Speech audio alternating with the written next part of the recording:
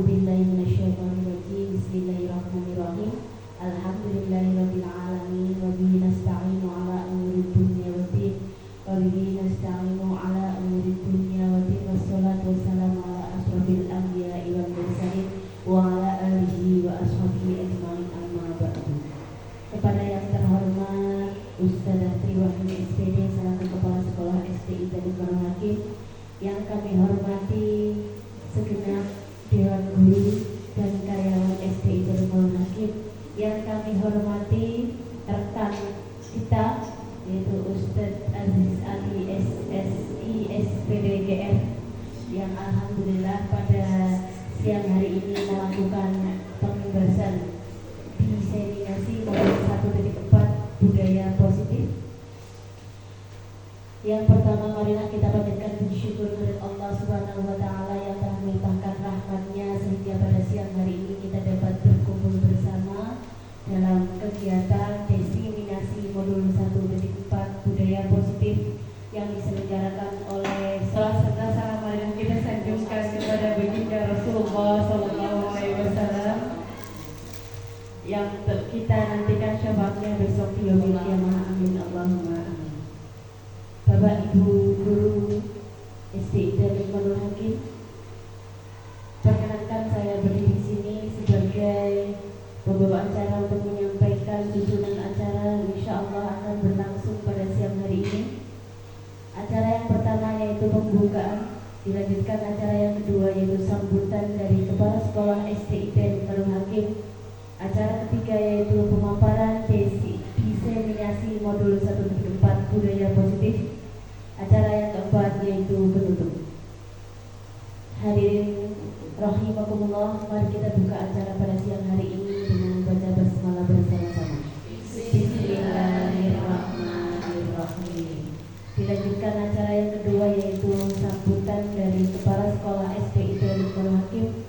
Kepada beliau Ustadzah Triwahyuni SPD kami persilakan.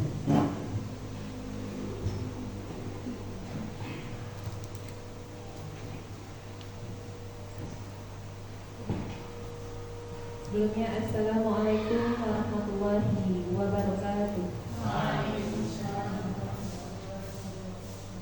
Alhamdulillahirabbil alamin wassalatu wassalamu ala asrofil anbiya'i wal mursalin wa ala alihi wa sahbihi ajmain, amma ba'd. Yang pertama, mari kita panjatkan puji syukur kehadirat Allah Subhanahu wa Ta'ala yang telah memberikan kita kesempatan, kesehatan sehingga pada siang hari ini kita bisa berkumpul di ruangan ini tanpa halangan suatu apapun. Selanjutnya, salawat serta salam tidak lupa kita curahkan kepada junjungan kita Nabi besar Muhammad Sallallahu Alaihi Wasallam. Semoga kita mendapatkan syafaatnya di yaumil qiyamah. Allahumma amin. Baik, yang pertama ya, saya sampaikan apresiasi ya kepada Ustadz Ali, di mana Ustadz Ali di sini sudah atau sedang melaksanakan CGP ya. Dan semoga nanti ilmu yang didapatkan oleh Ustadz Ali bisa ditularkan ke kita semua dan bisa menjadikan motivasi untuk kita semua, terutama guru-guru ya yang belum CGP. Semoga nanti bisa mempunyai peluang untuk menjadi CGP seperti Ustadz Ali. Dan untuk hari ini kita bersama-sama belajar ya, belajar tentang materi diseminasi modul 1.4 di mana nanti akan disampaikan oleh Ustadz Ali.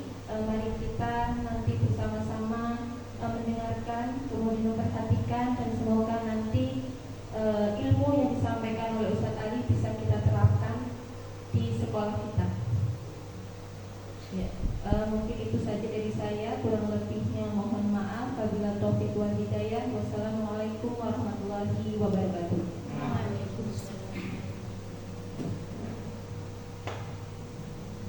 Terima kasih kepada Ustadzah Triwahyuni SPD. Dilanjutkan acara yang ketiga yaitu pemaparan diseminasi modul 1.4 tentang budaya positif yang akan disampaikan oleh beliau Ustadz Aziz Ali SSI SPD GR. Kepadanya kami persilakan.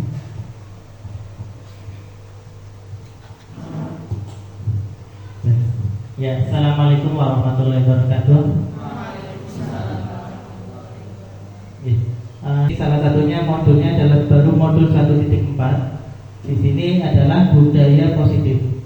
Diseminasi ini salah satunya kalau zaman dulu adalah pengimbasan bahasanya, tapi kalau sekarang diganti menjadi diseminasi. Ini adalah salah satu tugas yang harus dilaksanakan CGP, harus mengimbaskan ke teman-teman di sekolahan. Nanti yang CGP yang lain juga mengimbaskan di sekolahan. Itu ya salah satunya adalah tentang budaya positif. Budaya positif di sini nanti salah satunya adalah keyakinan kelas. Terus nanti ada restitusi salah satunya. Terus nanti kita melihat ada video tentang kontrol guru. Guru kita nanti kontrolnya seperti apa? Apakah kita sebagai penghukum? Apakah sebagai teman?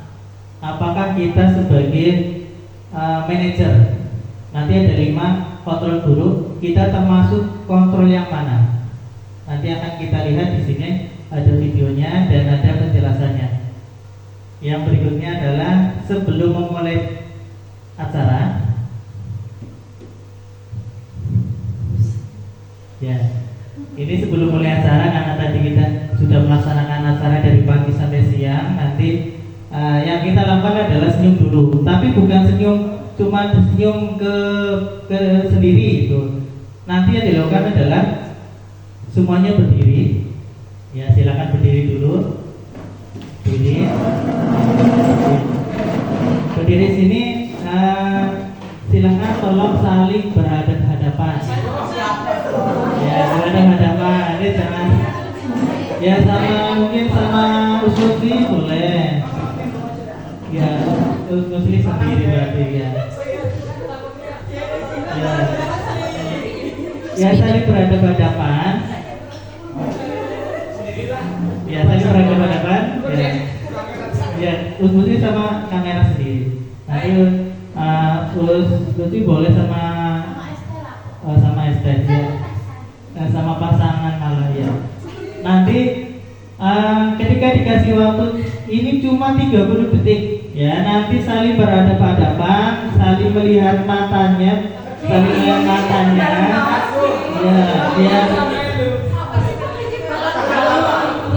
ya untungnya laki-lakinya cuma 3 dan 1 belum datang ya. Ya, nanti dikasih waktu 30 detik ya, 30 detik saling melihat matanya, cuma 30 detik. Iya. Sambil senyum. Iya. Ya nanti boleh sama 30 detik ya, dimulai dari sekarang. 30 detik. Saling melihat matanya ya, sambil senyum.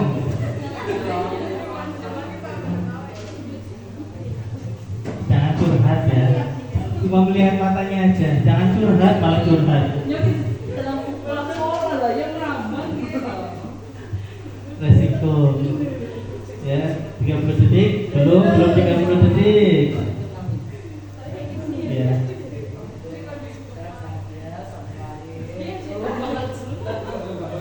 Ya, lihat ya sudah lah ya. Ya, yang penting saling melihat, senyum, yang penting senyum. Ya, terus kita malah sama Citra, awas mati pas pulang.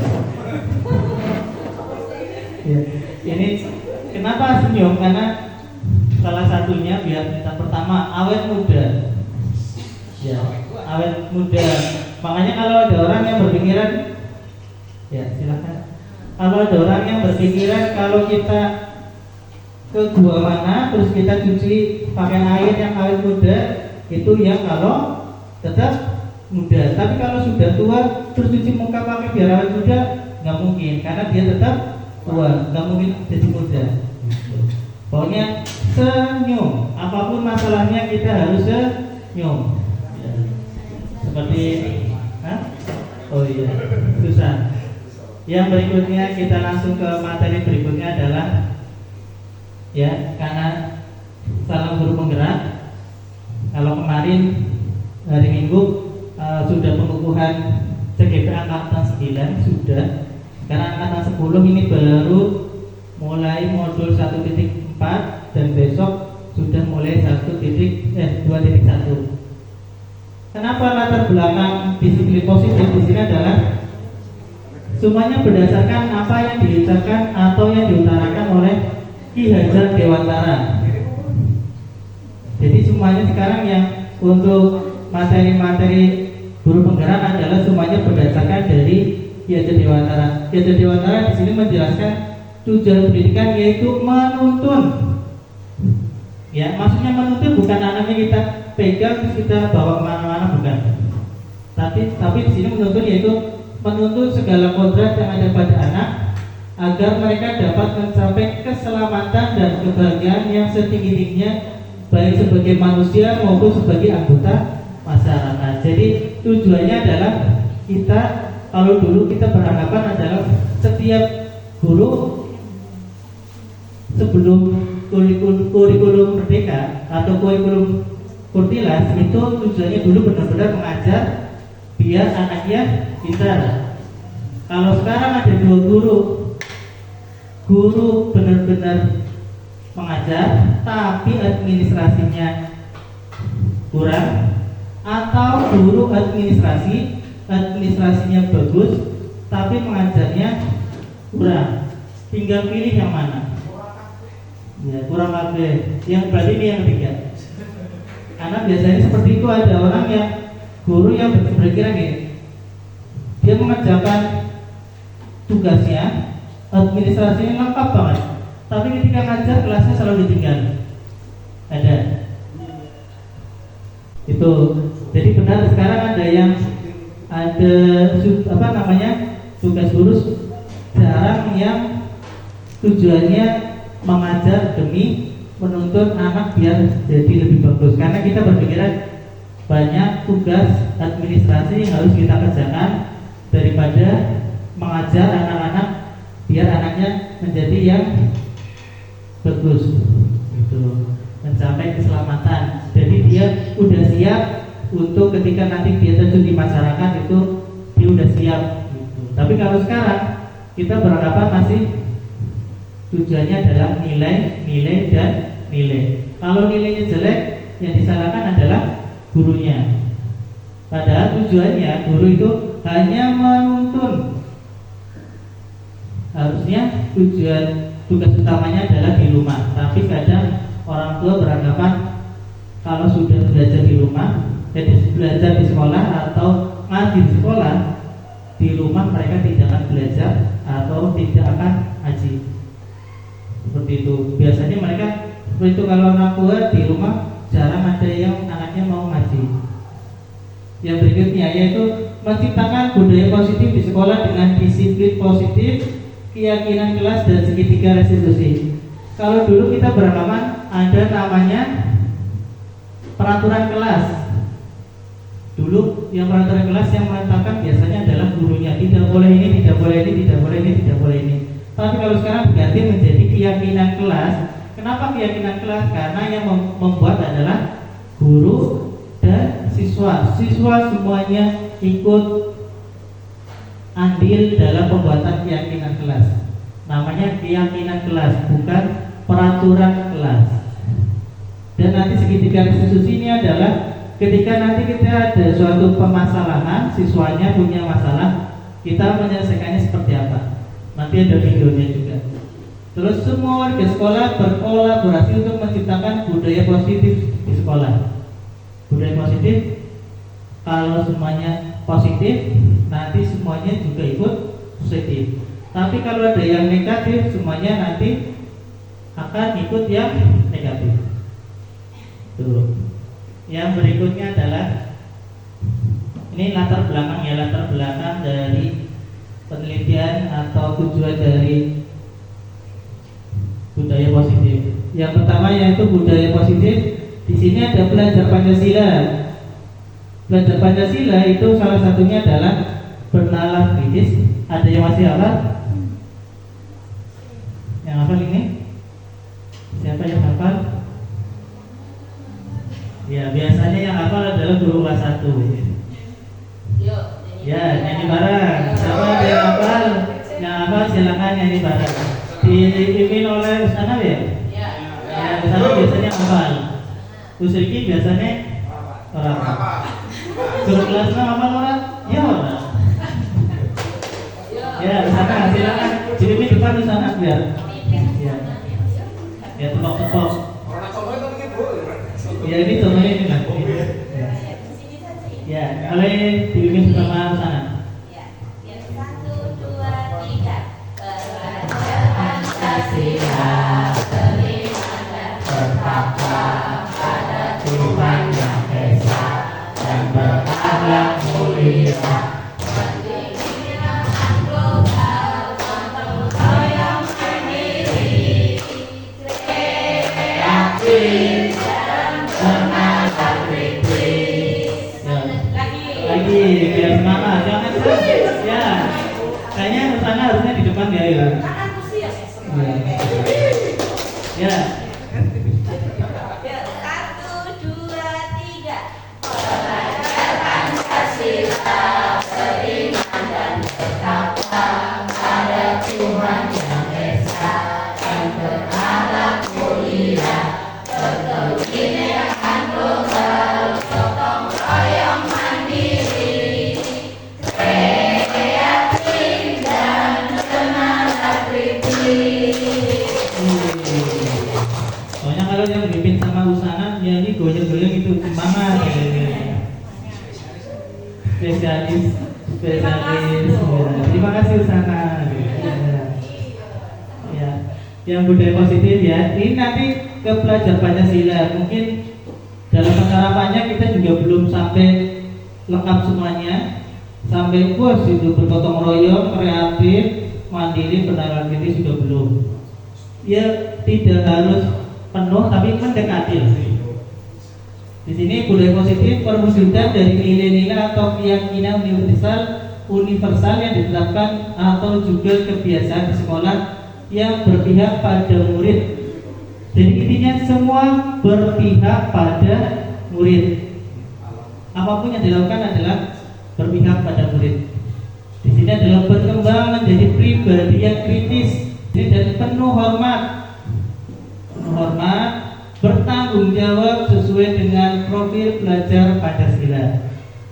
Ini adalah tujuan budaya positif, meningkatkan rasa percaya diri dan keberanian murid dalam berpendapat mengenai keyakinan kelas yang mereka inginkan.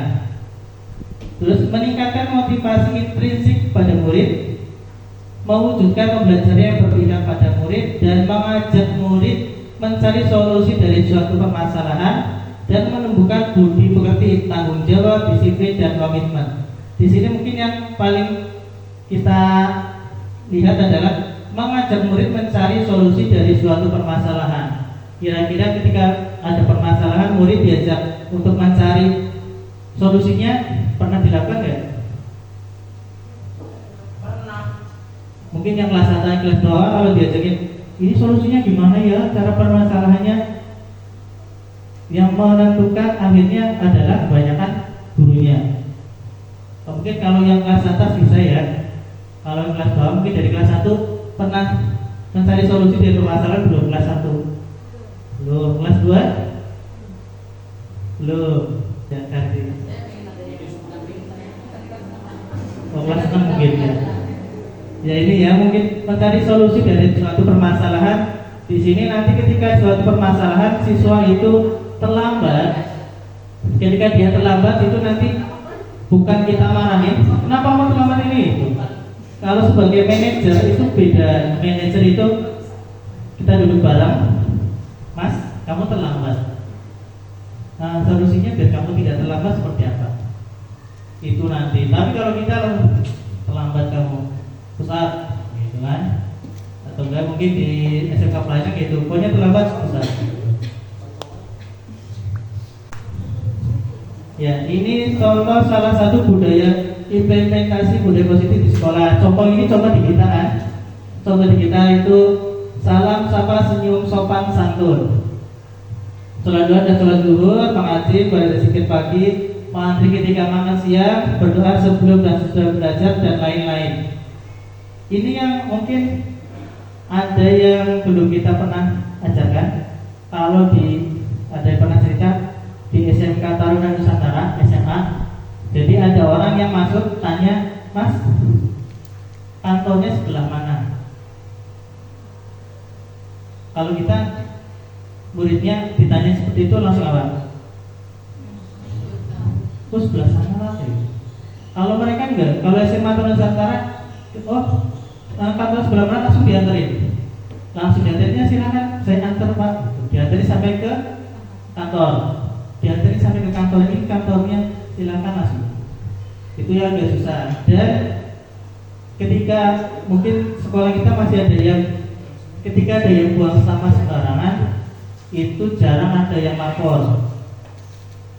Ada yang melapor di kelas juga, di kelas 6 juga sama. Ketika ada temennya buang sampah sembarangan, mereka tidak lapor. Pertama mereka takut, kedua merasa masa bodoh lah, terserah lah itu mereka masing-masing. Ketawanya adalah ketika mereka buang sampah kelihatan sama saya, terus nanti ternyata yang suka buang sampah ini, itu baru ketahuan. Jadi teman-temannya udah silakan itu yang masih belum. Makanya dulu ketika di suatu sekolahan, contoh suatu sekolah ini, kepala sekolahnya mencontohkan mengambil sampah, ada daun mengambil sampah itu langsung diambil, dibuang sampah, dan gurunya ikut. Ya, ini konsep inti budaya positif, perubahan paradigma baru, disiplin positif, kebutuhan dasar manusia, motivasi perilaku manusia, posisi kontrol guru nanti kita lihat, keyakinan kelas sama segitiga resiprosif. Ini nanti akan kita belajar ini. Ini perubahan paradigma belajar baca Pancasila tadi. Ini pelajaran paradigma baru dirancang prinsipnya berdiferensiasi seharusnya, namun dalam prosesnya belum, dan prosesnya mungkin kalau kita mau praktek itu membutuhkan persiapan yang lebih banyak. Ya, lanjut. Ini disiplin positif itu pembiasaan hal yang baik, mencakup sikap, perilaku maupun tutur kata oleh seluruh warga sekolah, terutama murid, agar pengembang menjadi pribadi yang kritis, mandiri dan bertanggung jawab. Makanya kemarin ketika lagi lokakarya yang kemarin ya satu Usuni ya. Jadi kelas 1 itu setiap mau pulang harus selalu diingatkan, coba pensilnya mana? Masukin dalam tas. Mana penghapusnya? Masukin dalam tas. Mana bukunya? Masukin dalam tas. Ya, anak kelas 1 pasti sering lupa. Gitu. Yang kelas 6 aja sering pasti pada lupa, apalagi yang kelas 1 itu selalu harus diingatkan. Kelas bawah itu selalu diingatkan. Yang berikutnya adalah kebutuhan dasar manusia. Ini kebutuhan dasar, sesuatu yang kita lakukan untuk mendapatkan apa yang kita inginkan. Seluruh tindakan yang kita lakukan memiliki tujuan, dan semua usaha yang terbaik yang kita lakukan agar kebutuhan dasar kita terpenuhi dengan baik. Kebutuhan dasar manusia. Kebutuhan pokok apa contohnya? Ini kebutuhan dasar manusia. Kebutuhan dasar manusia ini yang wajib dimiliki, karena sekarang kebutuhan dasar manusia itu berubah. Ya, ini adalah kebutuhan dasar manusia ada 5, yaitu pertama, bertahan hidup, kasih sayang dan rasa diterima, penguasaan, kebebasan dan kesenangan. Yang mana ini semuanya harus dipenuhi oleh manusia. Bertahan hidup, makan, pakaian, tempat tinggal, keamanan dan kesehatan. Bertahan hidup ini biar kita hidup, dipedulikan, berbagi, kerjasama, dan menjadi bagian dalam kelompok. Ini yang kasih sayang dan perasaan diterima. Karena kalau kita ikut dalam kelompok, terus kita kelompok kita ternyata menganggap kita itu cuma beban, cuma pelengkap aja, yang penting kelompoknya penuh, itu biasanya ini nih. Wah, aku gak diterima dalam kelompokku itu. Itu yang merasa sendiri, bukan Iya. kelompok yang merasa. Kelompoknya lah kamu nanti aja gitu. Oh iya. Ini adalah penguasaan. Itu harga diri, keinginan ingin dianggap, memimpin, berprestasi, diakui dan didengar. Ini adalah penguasaan. Jadi aku ingin jadi berkuasa, ingin didengar. Jadi sebenarnya kalau ingin jadi pemimpin, anak ingin didengar. Cuma itu. Terus yang berarti kebebasan. Ini mandiri, memiliki pilihan, mencoba hal baru dan mampu mengendalikan arah dirinya. Bebas, aku ingin bebas. Contohnya belajar ingin bebas, terus main juga bebas. Apapun yang dilakukan itu ingin kebebasan yang kita lakukan. Yang berikutnya adalah kesenangan. Ini bermain, humor, antusias, dan tertawa. Ini yang senang. Semuanya pinginnya senang. Sama saya, ini saya juga butuh yang ini. Butuh ini maksudnya, karena belum healing ya gitu. Besok lah kalau udah selesai langsung healing. Sendiri saya bukan semuanya. Ini 5 kebutuhan dasar manusia. Yang berikutnya ini nih. Apa itu? Ini ada 3. Motivasi perilaku manusia. Kira-kira yang atas, tengah atau bawah? Contoh, kita melakukan biar absennya A semua gitu. Termasuk yang mana? Yang tengah. Yang tengah, mendapatkan imbalan atau penghargaan dari orang lain. Oh dia. Yang tengah sih? Itu kalau absennya A. Oh iya. Yang satu adalah menghindari ketidaknyamanan atau hukuman. Wah, nanti kalau aku berangkatnya terlambat, aku akan dihukum. Biasanya siswa seperti itu. Kadang ada anak yang ketika datang terus dia dihukum. Contoh, kemarin pas lagi kolaborasi ada mengisi, ada anak ketika datang terlambat terus dia nanti dikasih hukuman malah senang karena dia jadi tidak belajar. Contoh, dia datang terlambat, ternyata dia dikasih hukuman menulis cerita. Dia malah tambah senang. Wah, daripada aku ikut pelajaran, mendingan aku nulis. Tambah senang. Yang kedua, mendapatkan imbalan atau penghargaan dari orang lain. Yang ini mungkin ketika siswa jadi ranking 1, ini ada dua perbedaan. Ketika dia dapat ranking 1, dapat penghargaan, biasanya sih dia tahun berikutnya dia tidak akan mendapatkan penghargaan itu lagi. Aku sudah malas karena aku sudah mendapatkan penghargaan itu.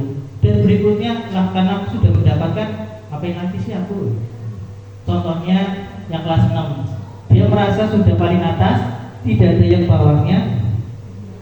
Jadi ketika dia sudah merasa bosan di atas terus, dia akan merasa, aku biasa-biasa saja. Akhirnya dia sekarang di bawah, agak ke bawah, terus temennya ternyata di shot di atas. Gitu. Tapi ketika dia mau naik ke atas lagi, dia agak berat. Gitu. Ini. Dan yang ketiga, menjadi orang yang mereka inginkan dan menghargai diri sendiri dengan nilai-nilai yang mereka percaya.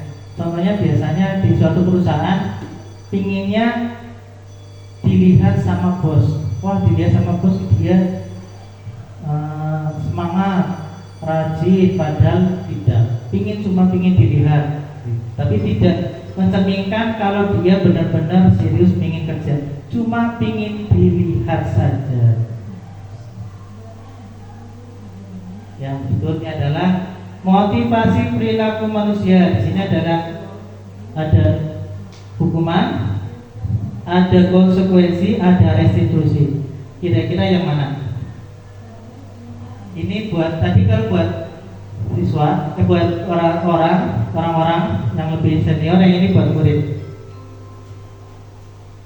Kalau hukuman tidak terencana atau tiba-tiba, ketika murid datang terlambat, langsung wah terserah kita mau hukum apa, mau suruh lari, suruh ambilin jauh, ini hukuman. Murid tidak tahu apa yang akan terjadi, bersifat satu arah, jadi gurunya itu yang benar, rasa benar, tanpa ditanya kamu kenapa terlambat. Gitu. Ini berupa hukuman fisik atau psikis. Ini kalau hukuman. Yang konsekuensinya terencana atau sepakati. Jadi di sini biasanya kalau di kelas, ketika kamu terlambat, apa yang akan kamu lakukan? Kita bikin peraturan, contoh. Kalau yang terlambat masuk kelas, muterin lapangan 2 kali. Itu konsekuensinya. Gitu. Murid tetap dibuat tidak nyaman karena dia kalau terlambat pasti pasti aku kena hukuman, pasti aku suruh muterin lapangan. Gitu. Sikap guru selalu memonitor murid. Siapa yang tidak berangkat di kelas, siapa awal. Terus kalau restitusi ini ada 3 ya.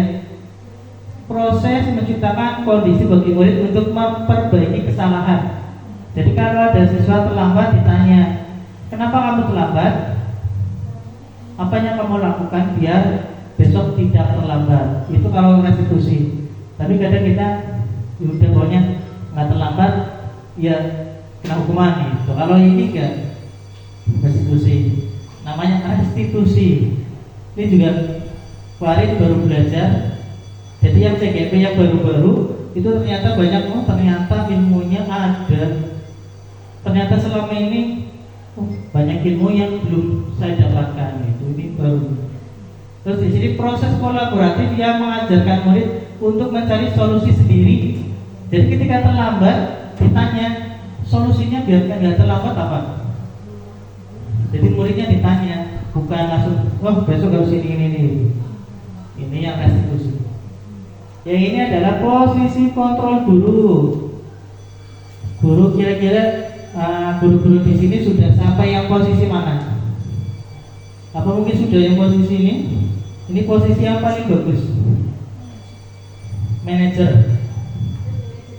Ya, jadi manajer itu susah. Yang pertama posisi guru penghukum. Kira-kira yang mana penghukum? Yang kedua pembuat rasa bersalah. Jadi ketika ada murid datang, dibikin dia itu merasa aku paling salah.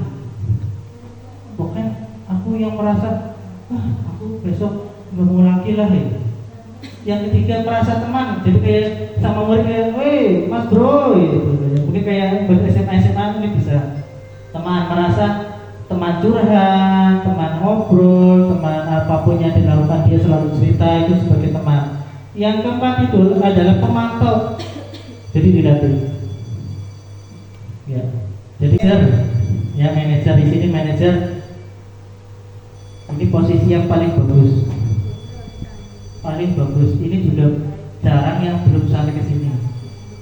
Walaupun seorang pengajar praktek atau seorang yang berkecimpung dalam pendidikan juga belum sampai ke posisi manajer. Ini yang posisi manajer, posisi yang paling bagus dan seharusnya diterapkan dalam keseharian. Walaupun di rumah juga harus sebagai manajer. Oh, ini di sini ada videonya.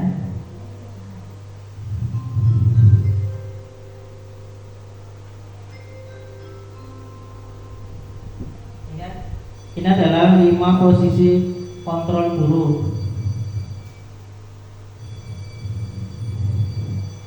Kita saksikan videonya.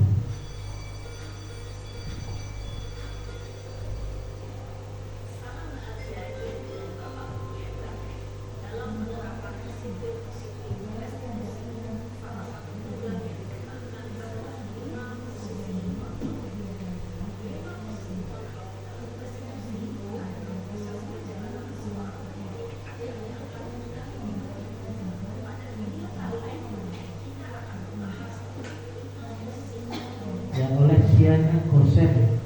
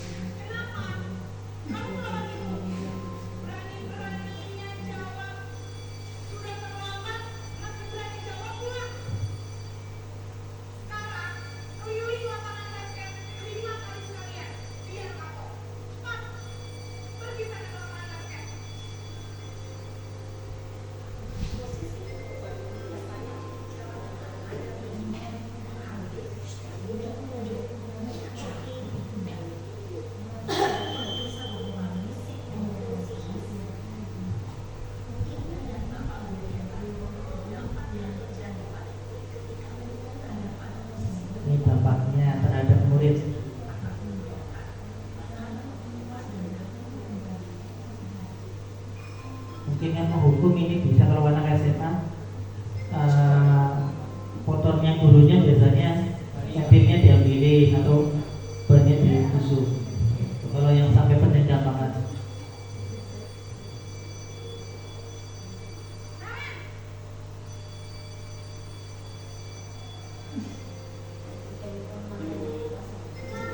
Ya ini kayak kemarin tahun kemarin ketika yang ngetan.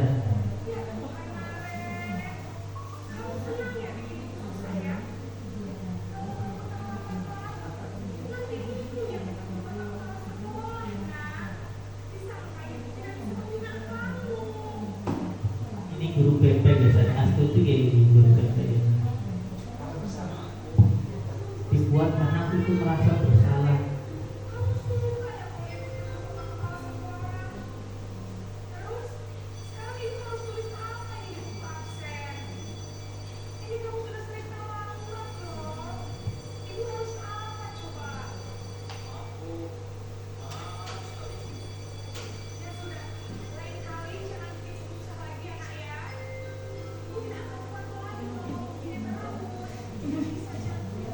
Bahasanya kayak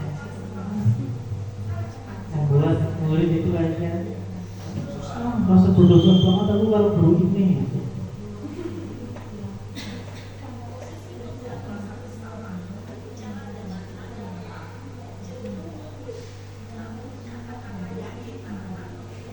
Pelan-pelan tapi gitu. Langsung ke inti masalahnya. Di sini ada kata-kata membuat guru menderita itu hanya kata-katanya paling buat aku itu merasa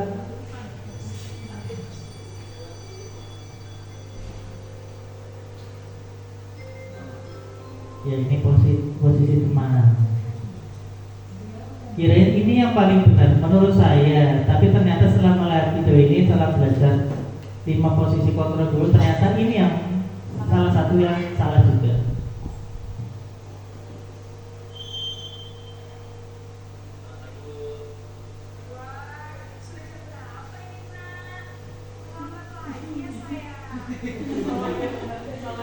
Ya panggilannya sayang, ternyata juga salah ini.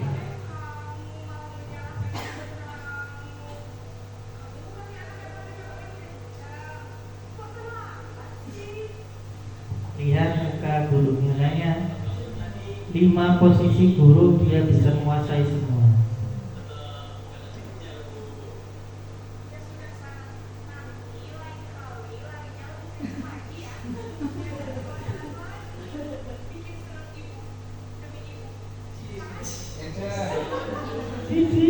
Ya, demi saya.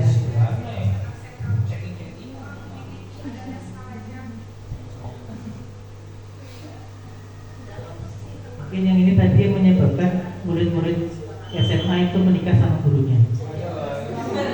Iya.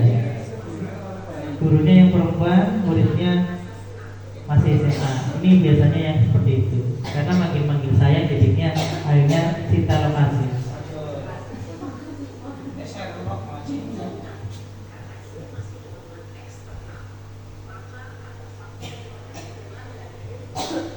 Ini ada faktor ketergantungan di sini, maksudnya kalau tidak diajar sama guru itu saya tidak mau, dan ketika yang mengawasi kalau tidak dia aku tidak mau sama yang lain.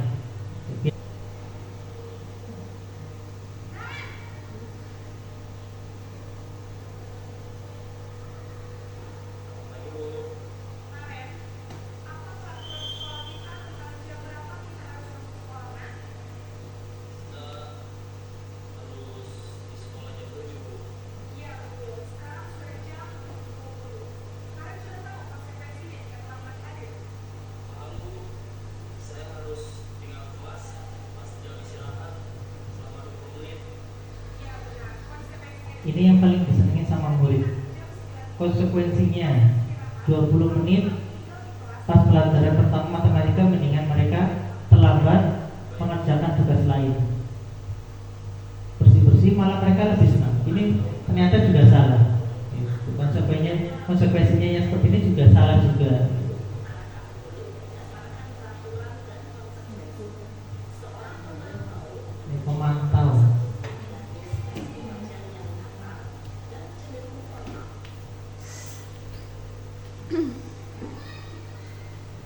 Ini adalah posisi manajer yang paling bagus. Menurut di sini paling bagus kontrol guru yang paling bagus adalah manajer.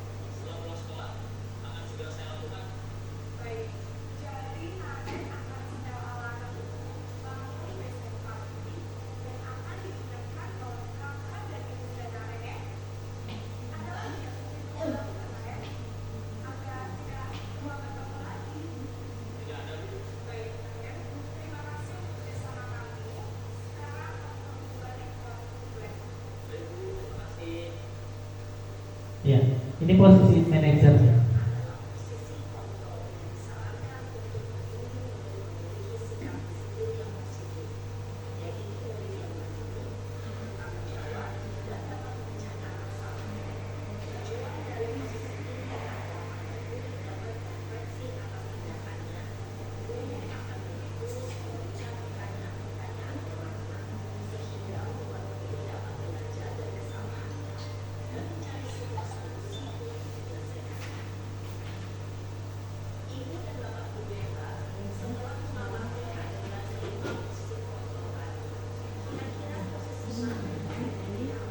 Ya, paling ideal adalah posisi manajer. Kalau di perusahaan juga ada namanya manajer juga. Ya.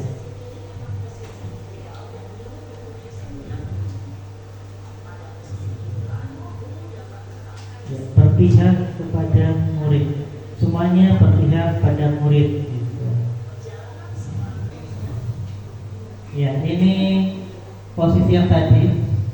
Posisi kontrol guru ada penghukum. Tadi udah ya, ada penghukum, pembuat rasa bersalah, terus nanti ada teman, ada pemantau, terus ada manajer. Sekarang kita berlatih posisi mana manajer, terus penghukum, pembuat rasa bersalah, atau pemantau. Kira-kira posisi yang mana? Ya. Kira-kira posisinya mana? Posisi kontrol apakah aku? Saya kecewa sekali dengan kamu. Kira-kira kan? Saya kecewa sekali dengan kamu. Teman, penghukum, pembuat rasa bersalah, pemantau, atau manajer? Pembuat rasa bersalah? Kita nih Pak. Ya, pembuat rasa bersalah. Pilihnya jangan dua-dua, satu aja. Satu aja. Yang berikutnya, kamu tidak pernah benar melakukannya. Sekarang keliling lapangan 3 kali. Oh, ini paling cepat nih ya. Langsung ketemu hasilnya. Langsung penghukum. Yang berikutnya, kira-kira bagaimana kamu akan memperbaiki masalah ini? Yakin? Kita? Ya, manajer biasanya kalau di manajer perusahaan nggak sampai gini ya, gini kan. galak banget. Keluar, ya, daftar. Besok kita buka.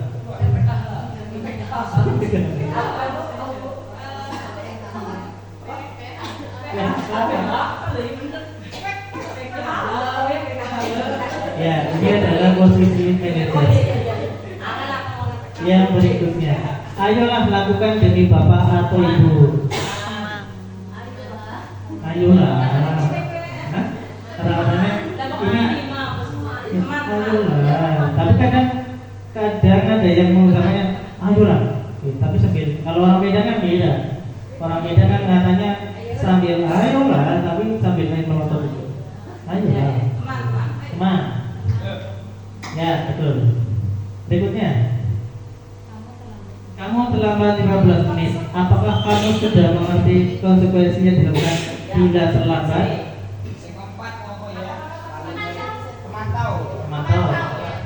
Memantau. Kita lihat.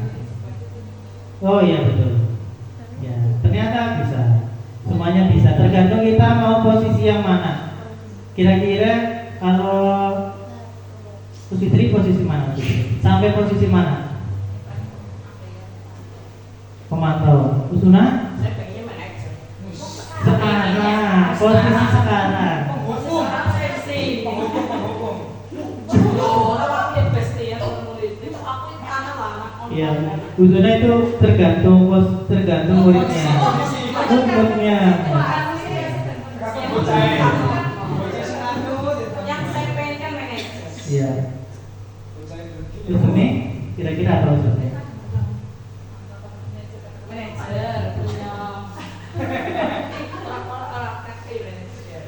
Kalau sekarang posisi sekarang rasa bersalah ya. Di sana Merasa bersalah dan yang bersalah siapa? Di sana atau saya? waktu itu tak saya galak ya, tapi anak-anak nggak mau kalau nggak sama saya gitu. Oh berarti ini berarti dua. Tapi kalau lihat saya aja di depan pada masuk. Tapi kalau ngaji kalau nggak sama saya ada yang nggak mau gitu. Berarti teman dan penghukum ya. Berarti antara penghukum dan teman. Terus muslim? Ada koyo di sini, oh nggak tahu nih. Terus ya, ya muslim. Yang mana?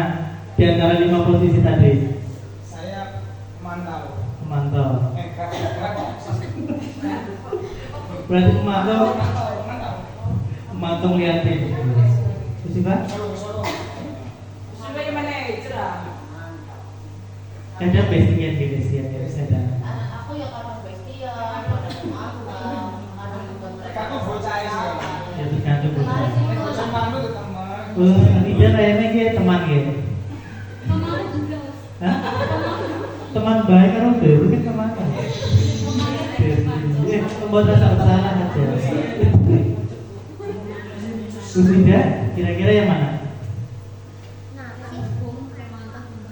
Oke teman.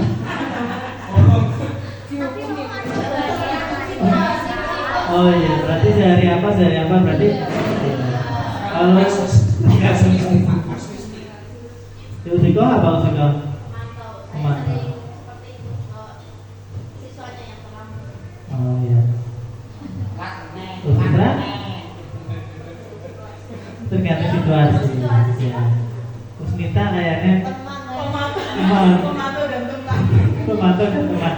Dia memantau kalau murid-muridnya pulang.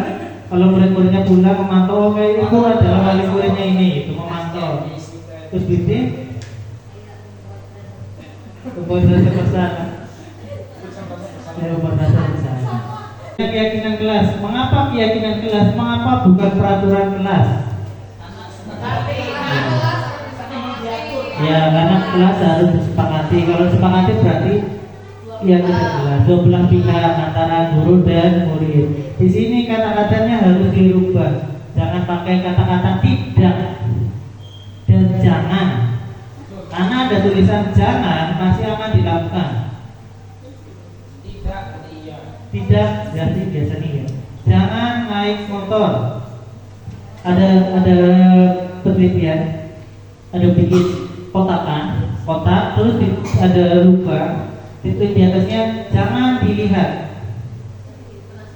Penasaran, orang Indonesia ternyata adalah orang kepo nomor 2 sedunia. Kepo nomor 2 berdasarkan penelitian. Dari mana? Dari ilmu BMKG. BMKG. Ya, jadi kepo banget. Jadi contoh di Jakarta itu ada jalan layang, naik motornya dia ingin membuktikan Indonesia kepo apa enggak. Dia naik motor terus berhenti di jalan layang, saat bawahnya kan ada jalan juga. Dia berhenti cuma kayak gini, ingin membuktikan, cuma liatin. Ternyata belakangnya berhenti. Ada apa sih belakangnya? Yang belakangnya berhenti juga, ingin lihat. Akhirnya ramai, padahal dia cuma ingin ngetes kepo apa enggak. Ternyata sampai belakang penuh. Apa yang dilakukan membuat jadi macet, padahal dia ingin membuktikan orang Indonesia kepo atau tidak. Ternyata kepo semua. Jangan buang sampah malah buang. Ya, jangan buang sampah di sini, tetap buang sampah di sini. Jadi kalau kita bilang dalam ilmu pendidikan, kita tidak boleh bilang jangan. Karena bilang jangan itu pasti akan dilakukan sama murid. Jangan bilang jangan. Ya, kita tidak boleh bilang jangan. Nah, tidak boleh. Kecuali Boleh kan? saya boleh. Jangan tempe, jangan kangkung, boleh. Kan istri. Berarti itu adalah yang jangan buang sampah di sini, berarti buanglah sampah di sini. Iya, pasti buanglah sampah di sini. Pasti nanti dia akan merasa takut. Karena ada kata-kata buanglah sampah di sini, dipakai tanda tanya. Tanda pentung, tanda seru. Pasti dia merasa wah. Sama seperti ada orang tua, dia punya pohon rambut, punya pohon mangga. Setiap hari mangganya diambilin sama pencuri. Dia mau dijual, dia pilih terus sama pencurinya. Ya, apa yang kalau yang kita lakukan pasti, wah besok saya akan terus saya akan laporin polisi. Seperti itu. Tapi orang tua tadi enggak, malah dikasih tangga. Yang mau silakan diambil. Dikasih tangga. Ketika orang tadi mau ngambil lagi karena lihat ada tangga, dia merasa bersalah. Malah dikasih tangga, malah saya suruh ngambil.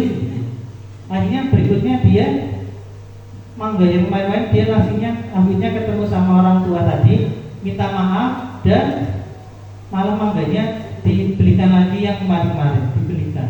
Jadi dia merasa bersalah. Malah dikembalikan lagi. Lagi kalau sekarang yang kejadian di mana di Pati ya, kejadian di Pati ada orang rental ternyata dibawa ke Pati, yang rental ternyata lama nggak dikembalikan, yang punya rental di orang Jakarta ya ke Pati, daerah Pati, ternyata di Pati ketahuan mobilnya di sini mau ambil, jadi mau dibawa ke mobil saya, mau dibuka pakai kunci cadangan, ternyata sama warga sekitar yang melihat disangkanya adalah pencuri. Ketika dibilang pencuri, warga sekitar beramai-ramai ada 5 orang dipukuli. Akhirnya yang punya rental dipukuli sampai meninggal. Dikirain cuma pencuri. Ya, di sini pembentukan keyakinan kelas bersifat abstrak berupa pernyataan universal dibuat dalam pernyataan positif, kata-kata positif, sedikit dan mudah diingat. Jadi jangan banyak-banyak peraturan aneh banget. Sesuai kondisi kelas dan sekolah. Jadi tidak sama antara kelas yang satu kelas sama kelas sebelahnya, kelas A sama kelas B beda. Mudah diterapkan. Semua warga sekolah atau kelas dilibatkan dalam pembuatannya. Jangan hanya yang merasa paling pintar, paling yang kelas paling yang ditakutin ya. Semuanya harus dilibatkan. Yang berikutnya ini adalah segitiga restitusi. Suatu proses dialog yang dijalankan oleh guru agar dapat menghasilkan murid yang mandiri dan bertanggung jawab. Tadi yang kayak model manajer, ini prosesnya. biar jadi manajer, dan muridnya bertanggung jawab. Satu, menstabilkan identitas. Yang kedua, validasi tindakan yang salah. Yang ketiga, menanyakan keyakinan. Jadi ini kalau ada masalah, tadi kan manajer tanya-tanya, ini cara bertanyanya seperti ini. Yang pertama adalah menstabilkan identitas. Jadi berdasarkan prinsip membuat kesalahan adalah bagian dari proses pembelajaran. Berbuat salah itu wajar. Tidak ada manusia yang sempurna. Ibu atau bapak juga pernah melakukan itu. Ini yang pertama, yang harus pertama. Ibu atau bapak tidak mencari siapa yang salah, tetapi ibu bapak ingin mencari solusi dari permasalahan ini. Terus yang berikutnya, kamu berhak merasa begitu. Ini yang baru menstabilkan identitas. Jadi identitasnya distabilkan dulu. Semuanya kalau dia bikin salah, distabilkan dulu. Ya, berikutnya adalah validasi tindakan yang salah. Berdasarkan prinsip setiap perilaku berupaya memenuhi suatu kebutuhan tertentu. Di sini kamu pasti punya alasan mengapa melakukan hal itu. Padahal kamu bisa melakukan yang lebih buruk dari ini. Kamu patut bangga karena telah melindungi sesuatu yang penting buatmu. Kamu melakukannya karena mempertahankan sesuatu yang penting bagimu. Ini yang proses kedua. Jadi ketika bertanya ke anak, ini ada prosesnya. Jangan langsung kedua, langsung ketiga. Ini ada prosesnya. Tadi menstabilkan identitas dulu. Yang ini adalah terakhir adalah menanyakan keyakinan. Apa keyakinan kelas kita yang tadi? Nilai-nilai apa yang telah disepakati bersama? Seperti apa gambaran sebuah kelas yang ideal menurut kamu? Kamu ingin menjadi orang seperti apa? Ini yang terakhir. Jadi menstabilkan. Ini ada videonya.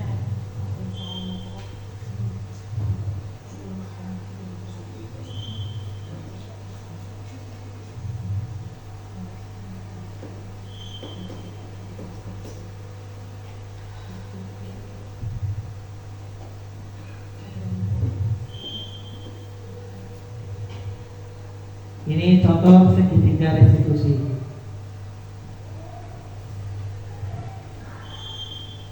Langsung ke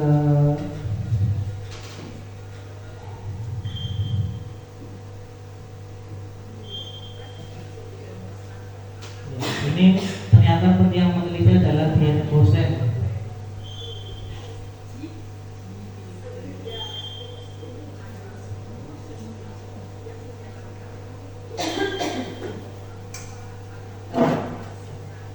Mungkin kita langsung ke prosesnya saja.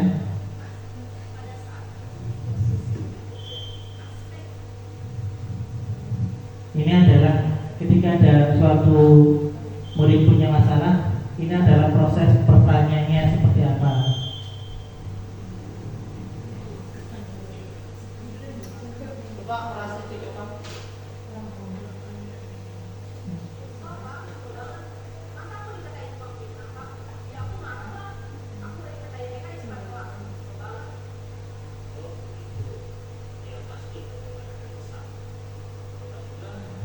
Menstabilkan identitas dulu.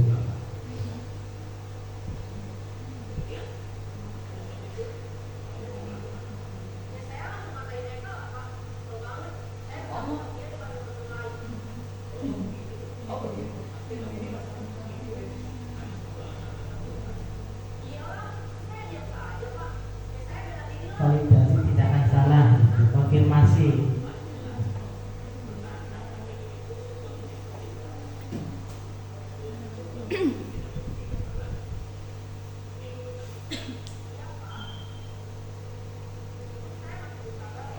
Sudah boleh dong.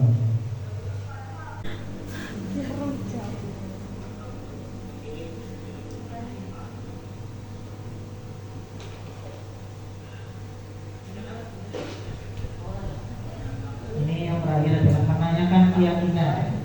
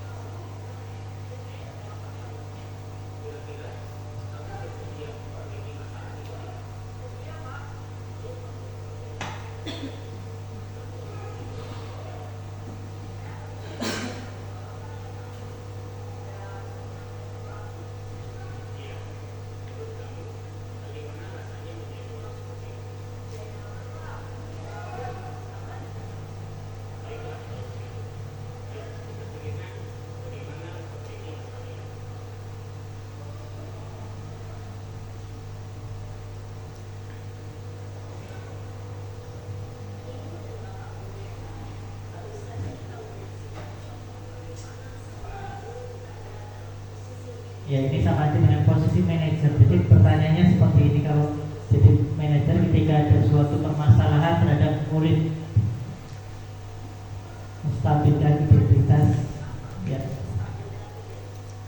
Ya, ini adalah yang terakhir dari ini. Terima kasih sudah mendengarkan, sudah melihat. Mungkin kita nanti ketika dalam proses pembelajaran kita menjadi lebih baik. Saya juga ternyata ketika melihat ini ternyata saya banyak kekurangan, banyak yang harus perbaiki. Jadi mungkin kita untuk semester depan kita harus lebih baik lagi. Setelah melihat ini, kita harus lebih baik terhadap murid, apapun yang dilakukan terhadap murid. Kita menuntut murid untuk menjadi lebih baik lagi. Apapun yang dilakukan demi murid, tapi jangan sampai karena demi murid melakukan apapun dibiarkan. Jangan, tapi kita membuat murid itu menjadi lebih baik lagi ke depannya. Itu dari saya. Saya mohon maaf kalau ada kesalahan atau waktunya terlalu lama. Mungkin nanti kita ketemu hari Kamis pagi ya. Kamis pagi kayaknya kemungkinan kesini. Sekian dari saya. Mohon maaf. Assalamualaikum warahmatullahi wabarakatuh. Waalaikumsalam warahmatullahi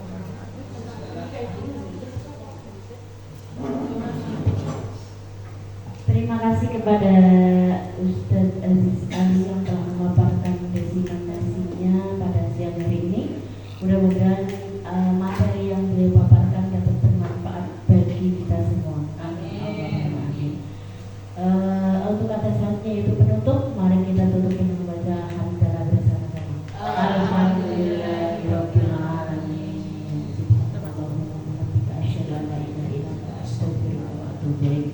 Dari kami cukup sekian, banyak salah mohon maaf. Terima kasih untuk partisipasinya. Kami akhiri wabillahi taufiq wal hidayah. Wassalamualaikum warahmatullahi wabarakatuh.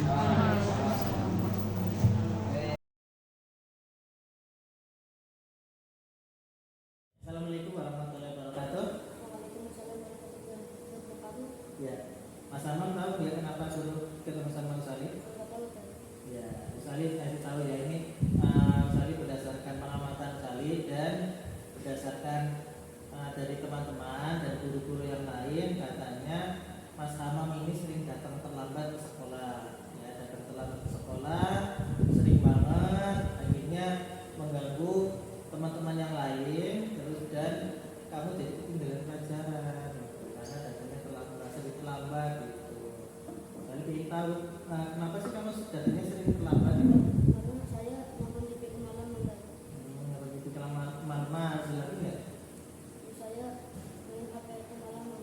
Kemalaman, ya. Dibangunin sama orang tua. Nggak dibangunin orang tua, kenapa nggak dibangunin sama orang tua? Saya orang tua berangkatnya pagi banget. Oh iya, karena berangkatnya pagi, kamu belum bangun, akhirnya kamu siang sekolahnya gitu. Terus kalau malam karena kamu main nonton TV kemalaman atau main HP kemalaman, belajar nggak di rumah? Saya kira-kira nggak belajar. Gitu. Berarti karena seringan main HP, jadinya kamu nggak belajar gitu ya. Ya. Tahu nggak kesalahan kamu? Kesalahannya pertama karena tidak belajar. Kedua, berangkatnya sering kesiangan. Ketiga, jarang bacaan tahu nggak kalau di kelas kan kita udah bikin keyakinan kelas ya. Salah satunya adalah kita harus disiplin. Disiplin itu adalah pertama harus disiplin perang sekolah, disiplin ngerjain tugas, disiplin pakai baju sekolah, semuanya harus disiplin. Kira-kira untuk mengurangi atau biar tidak terlambat lagi, gimana caranya? Bisa ini kan, bisa pakai alarm. Pakai alarm. Yang kedua apa lagi? Ya, saya dibangunin sama kakeknya. Dibangun sama kakak nenek. Mungkin misalnya ada tambahan, mungkin nanti tidurnya itu jangan terlalu malam, jadi nonton TV-nya atau main HP-nya sebentar saja, terus nanti belajar biar besok paginya bangunnya nggak kesiangan. Terus minta sama ayah ibu atau kakek atau nenek suruh bangunin kalau pagi-pagi biar tidak kesiangan berangkatnya ya. Gitu. Nanti sampai rumah harus dilaksanakan besok-besok biar nggak terlambat lagi. Bisa? Bisa kan? Ya, mungkin nanti sampai rumah langsung kasih tahu orang tua atau yang di rumah suruh bangunin atau pakai HP gitu. Dan selalu mengingatkan kalau nanti main HP-nya kelamaan biar belajar ya. Siap melaksanakan? Ya, silakan boleh ke kelas lagi ya. Dari saya, assalamualaikum warahmatullahi wabarakatuh.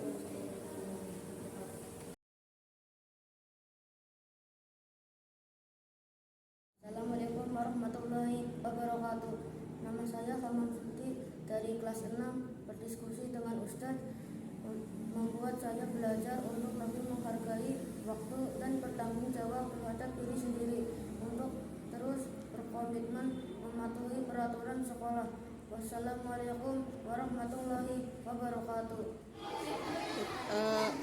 Setelah kemarin saya mengikuti diseminasi yang disampaikan oleh Ustadz Ali mengenai budaya positif, menurut saya diseminasi tersebut sangat bermanfaat sehingga saya menjadi bertambah ilmu, lebih tahu tentang budaya-budaya positif yang ada di sekolah seperti itu, nggih. Sehingga nanti bagi saya pribadi bisa diterapkan di kehidupan sehari-hari dan bisa menjadi pribadi yang lebih baik lagi.